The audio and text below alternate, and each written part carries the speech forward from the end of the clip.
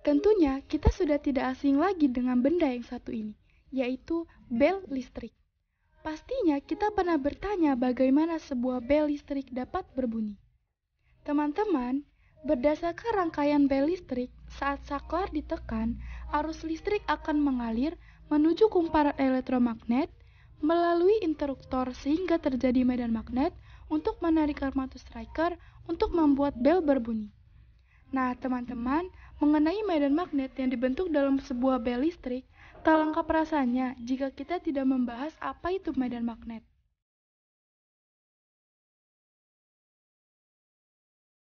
Assalamualaikum warahmatullahi wabarakatuh. Tadi pun, perkenalkan nama saya Nesa Maharani Putri dari kelas 12 IPA 5. Teman-teman, bagaimana kabarnya hari ini? Semoga kita semua sedang dalam keadaan yang sehat. Amin. Di video kali ini, kita akan belajar materi. Sebelum kita memulai pembelajaran hari ini, ada baiknya kita berdoa terlebih dahulu sesuai agama dan kepercayaan masing-masing. Berdoa mulai.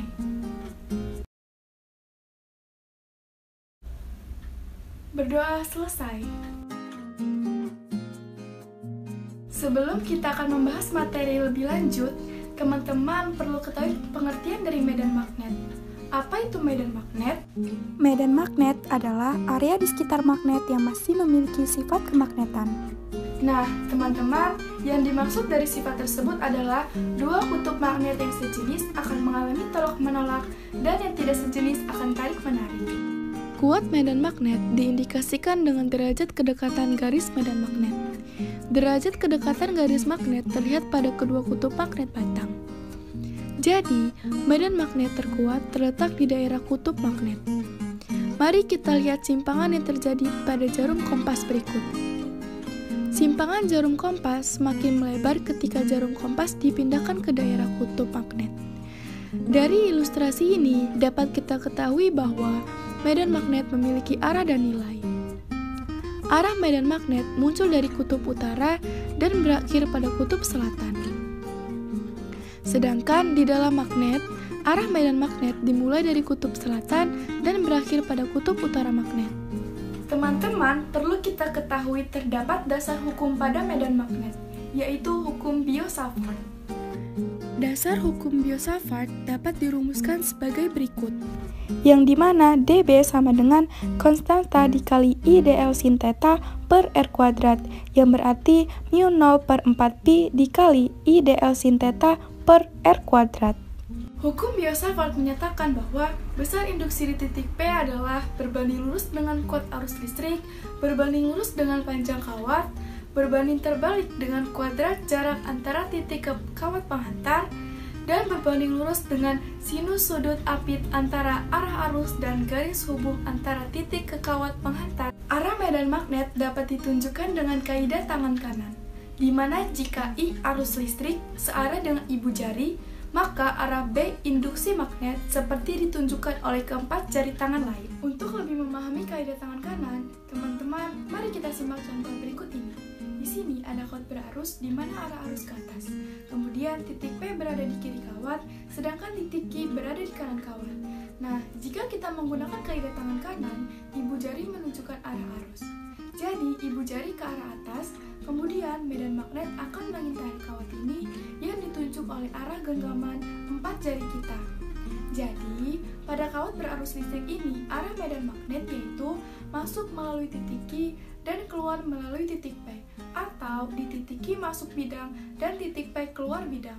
Nah, teman-teman, untuk masuk bidang dapat kita simbolkan tanda cross, sedangkan untuk keluar bidang dapat kita simbolkan dengan tanda titik atau tanda dot.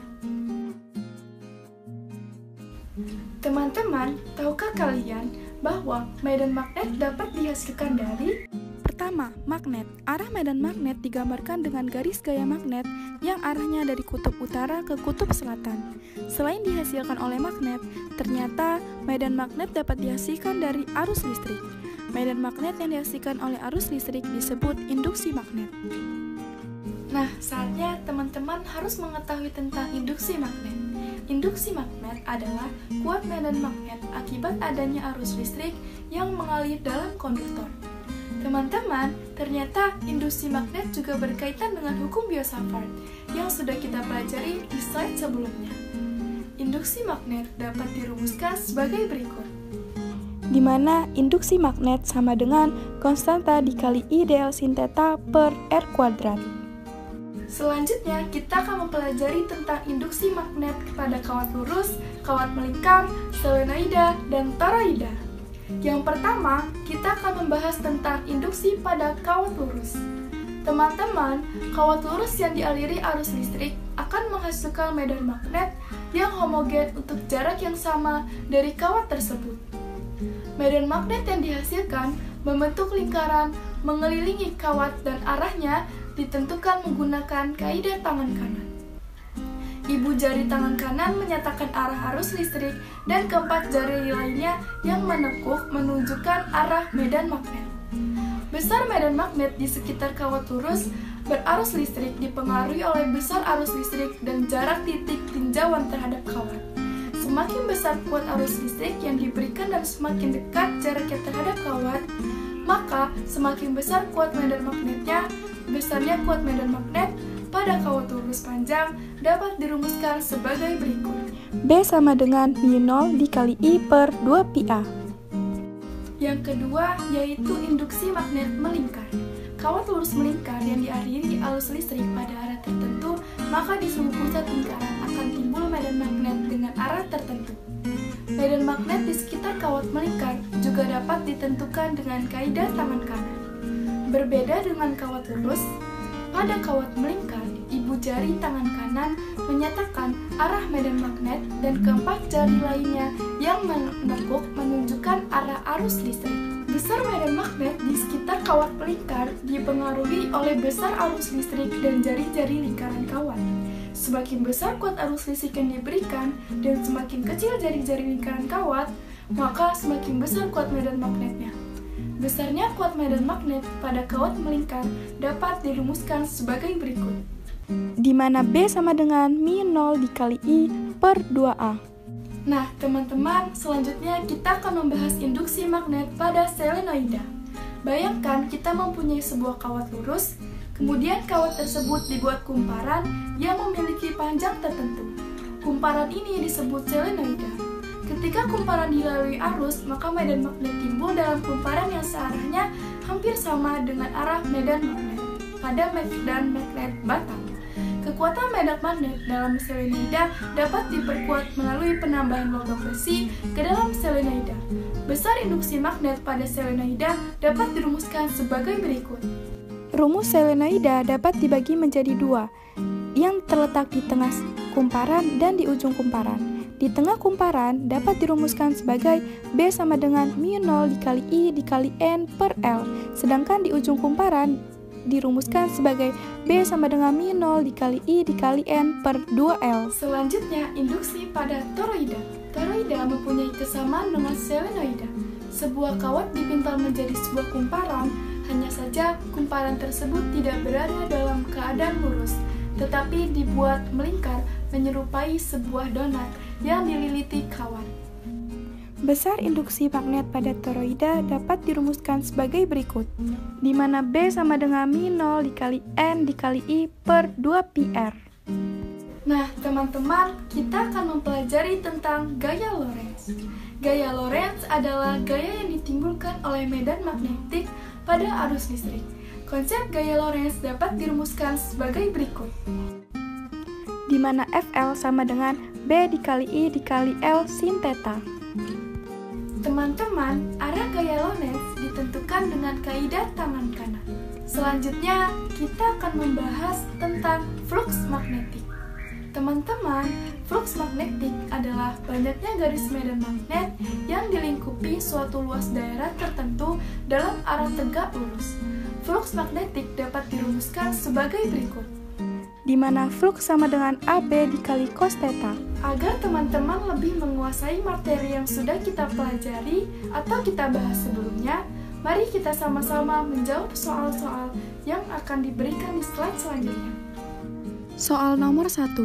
Sebuah loop kawat pada bidang kertas membawa arus dalam arah berlawanan jarum jam. Arah medan magnetik di pusat loop adalah ke arah.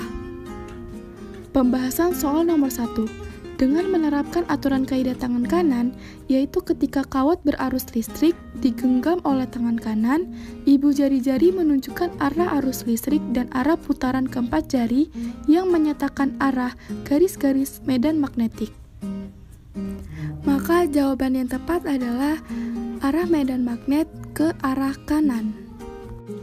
Soal nomor 2. Sebuah kawat berada pada sumbu X dialiri arus listrik sebesar 2 ampere searah dengan sumbu X positif. Tentukan besar dan arah medan magnet di titik P yang berada pada sumbu Y berjarak 4 cm dari pusat koordinat O.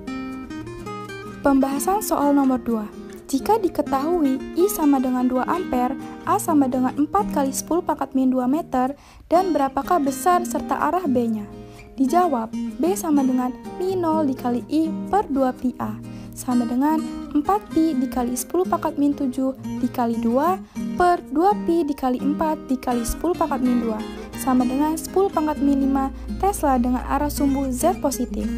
Mudah kan? Sekarang, untuk lebih menguji kepahaman teman-teman, mari pause video ini dan kerjakan soal secara mandiri.